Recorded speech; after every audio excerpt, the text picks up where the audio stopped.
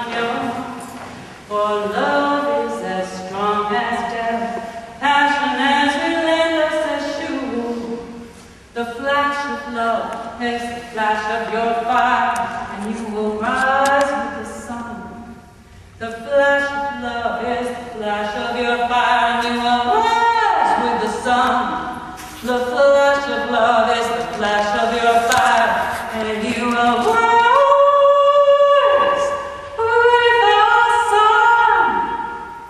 A flame of Yahweh himself, no flood can quench my love.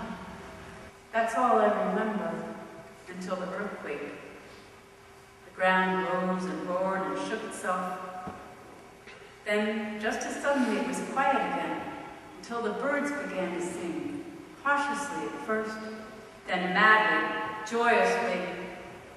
I got up and followed the sound, stepping from the dark chamber into the antechamber that was filled with dawn light. The stone had rolled away. I stepped out of the tomb into a garden, fragrant with spice. Drops of dew caught the early light and hung distinct on every petal and leaf. Flocks of birds tossed themselves into the air, spiraled, and then lit in the branches of a huge tree, a golden tree that shed its own light.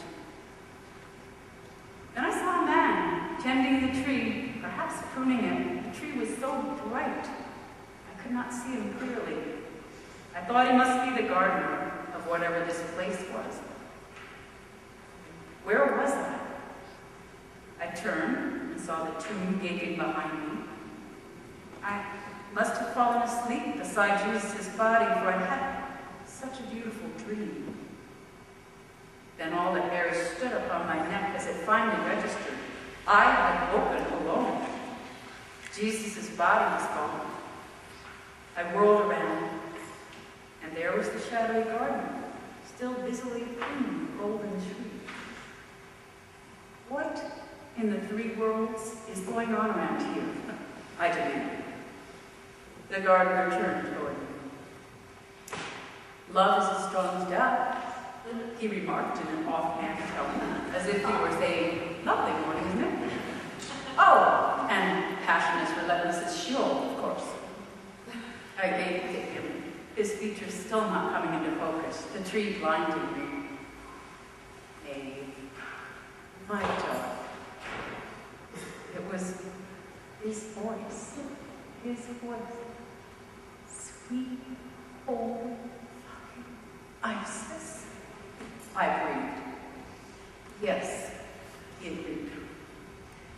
And then I saw him clearly standing naked under the tree, laughing, beautiful.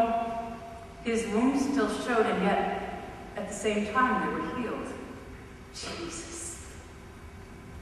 I wanted to rush straight into his arms, but something held me back.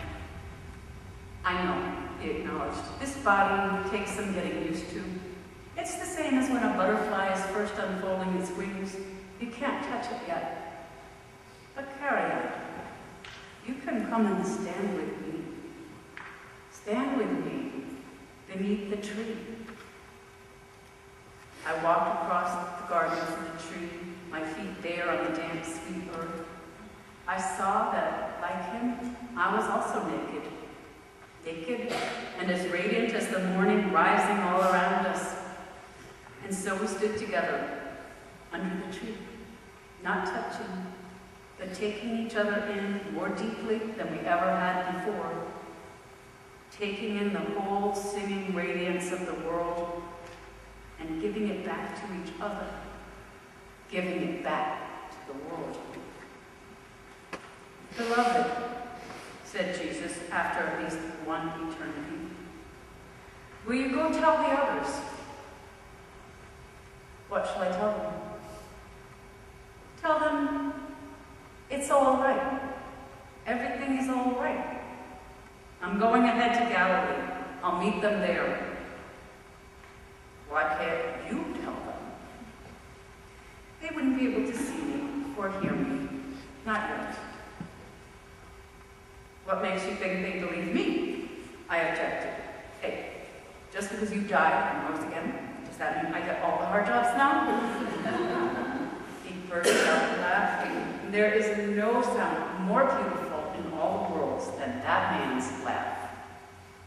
May, do you know how much I love you? Listen, Carrie, I can't explain everything. Explanations are not a good idea anyway. Remember that. Will you just do this for me? Bring everyone back to Galilee, to Temple Magdalen if you can. Everyone could use a holiday. Can't you go with us? I asked wistfully. Not this time, he said gently, not in the way you mean. But I am with you. You know that, don't you? I am with you, always. Jesus, I said, will you just please tell me one thing before you go? He looked at me with such tenderness. Yes, beloved. I drank in the sight of him, standing under the tree that shed its own light, in the garden, still cool and spicy, even as a warm, fragrant breeze touched us lightly. Where are we? What is this place? May, Cariat, don't you know? I shook my head. Tirnano, he whispered the name of the shining isle where time reverses like a tidal river. Tirnano. Then he was gone. I was alone in the garden. I looked down at my naked body, golden with the light of that place. It seemed a shame to cover such glory. It was time to go. I went back to the empty tomb to look for my tunic, which would be filthy. But on the empty bed, I found instead vestments of fine gold cloth, just like the ones in which we robed Isis on high holidays. Beside the robe lay a crown of fresh wild roses, the kind that grew at Temple Magdalen. There was an ankh for my right hand and a sistrum for my left. You will excuse me for not being more surprised. As I vested myself, I heard singing from a great way off, from inside my heart, one of the morning hymns we sang at